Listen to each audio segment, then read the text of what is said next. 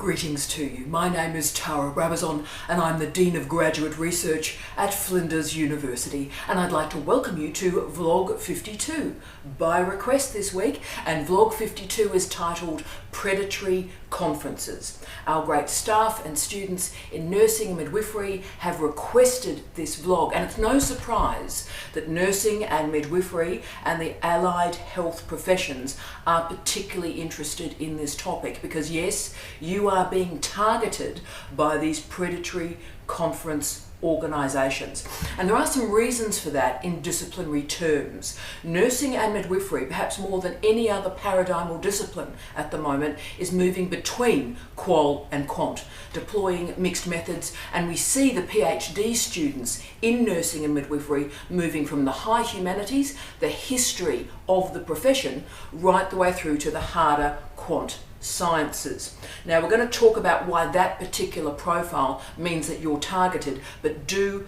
remember why you are special and why in some ways you are the canary in the mine for the rest of higher education. Also, please note that I've done an earlier vlog on predatory publishing. That's vlog 34. So if you're interested in the publishing arm of this discussion, I draw you to that vlog. Today I'm particularly focusing on predatory conferences, but the two movements are indeed linked. But the greatness really of this suggestion from nursing and midwifery is that I can address a much wider and bigger issue about higher education. Because conferences in particular are changing radically. They've changed enormously in the last decade, and that's because higher education and higher education funding has transformed enormously in the last decade.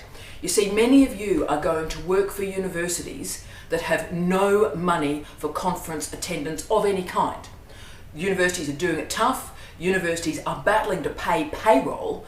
They're not going to have a conference fund for you to dip into. And there's a whole series of other universities that are very much performance driven. So they are going to look at your previous attendance at a conference and the outputs that you generated from it to see if there's a value add to sending you again. So do remember, we live in really tough times. There are also grants that you can apply for airfares or accommodation or registrations, but think about it. If you're going to spend 2 or 3 days applying for a small grant to attend a conference, then that conference really has to be useful for your entire career. So that's the meta point I want to make today. If you attend a conference, you have to make it count. You have to make it count, and most importantly, you have to find a way that it works in your particular position of your particular career, and it enables you to get to the next stage of your career. So please remember, we are living in tough times. Research funding is drying up, and attending conferences is a privilege, a great privilege. So you need to make every post a winner. And the antithesis of making every post a winner is attending a predatory conference.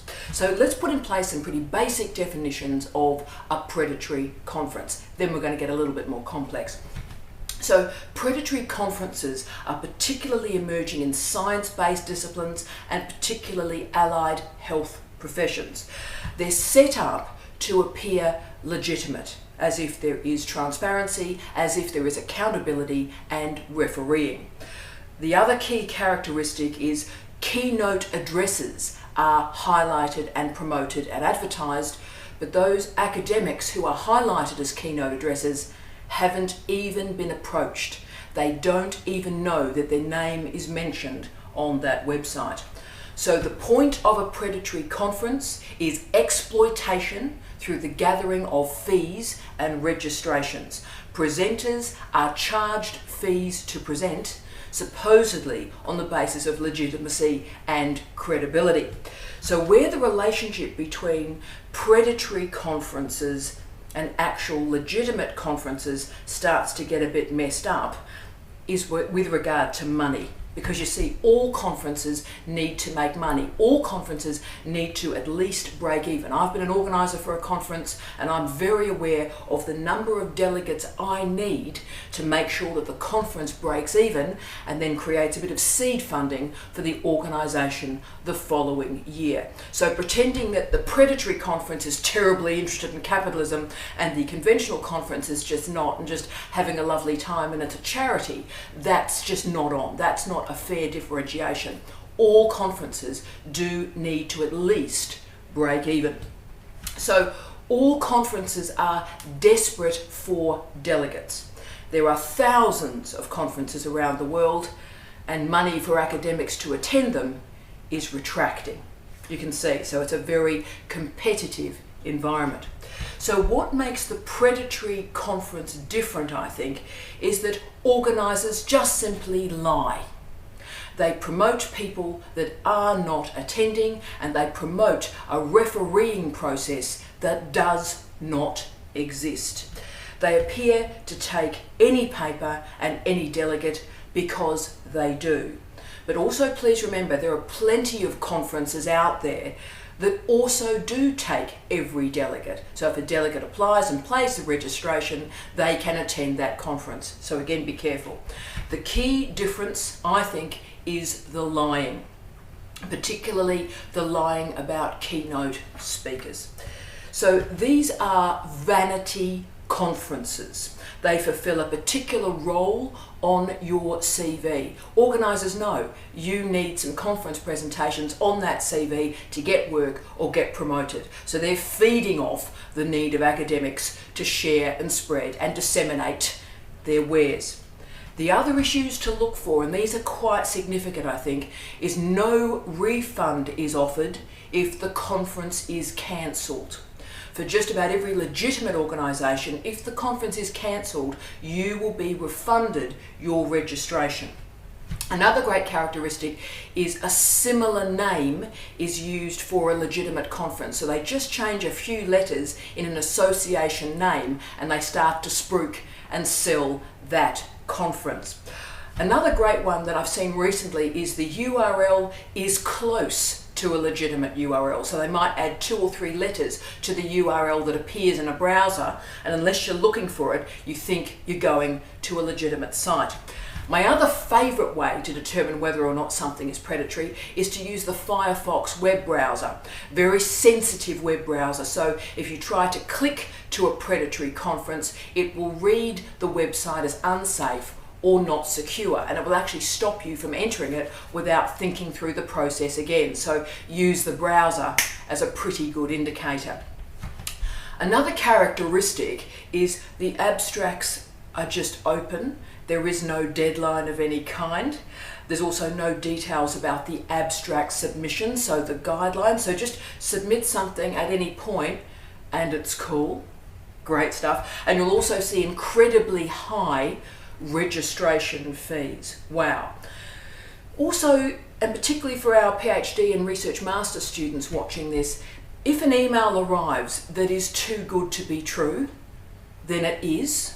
If you're a PhD student and an email arrives addressing you as doctor or professor, then that's relying on your vanity. Remember, these are vanity conferences. They need to activate your vanity for them to function. So if you're going, oh, somebody thinks I'm a professor, you're vulnerable to go to the conference.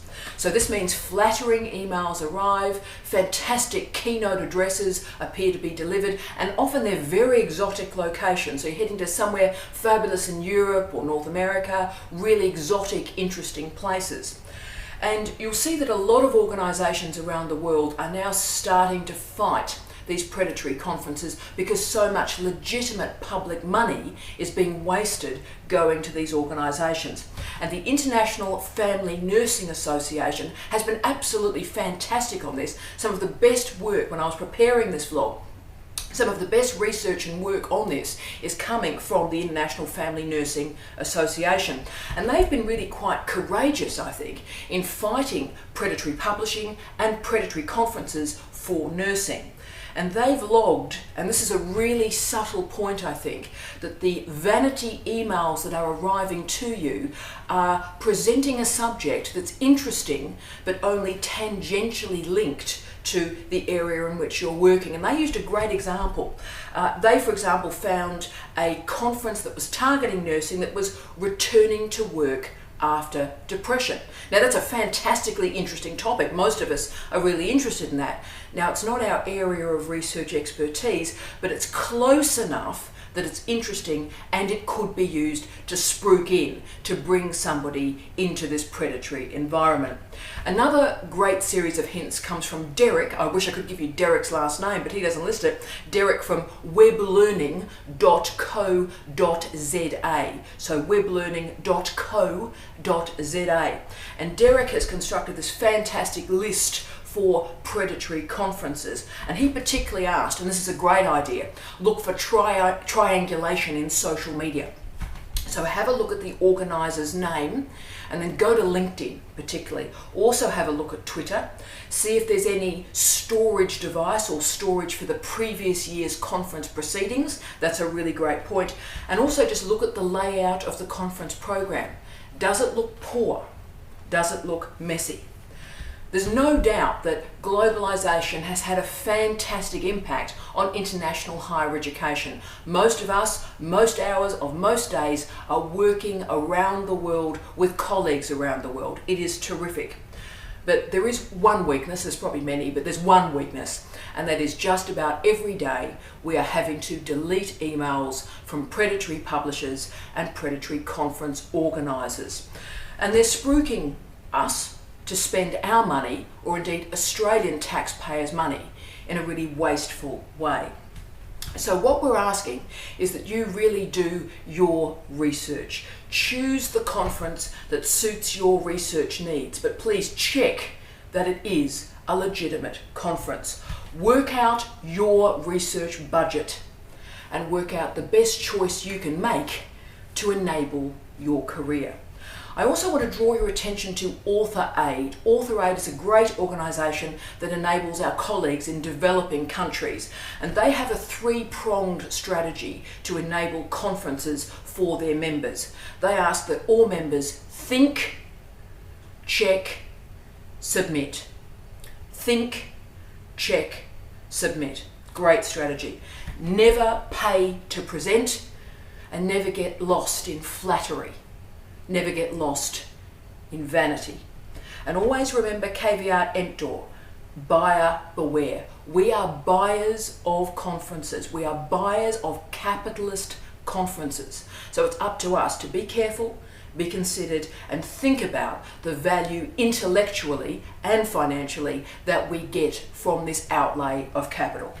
I hope you've enjoyed today. Thank you again to all my wonderful friends in nursing and midwifery, and I wish you love, light, and peace. Tea out.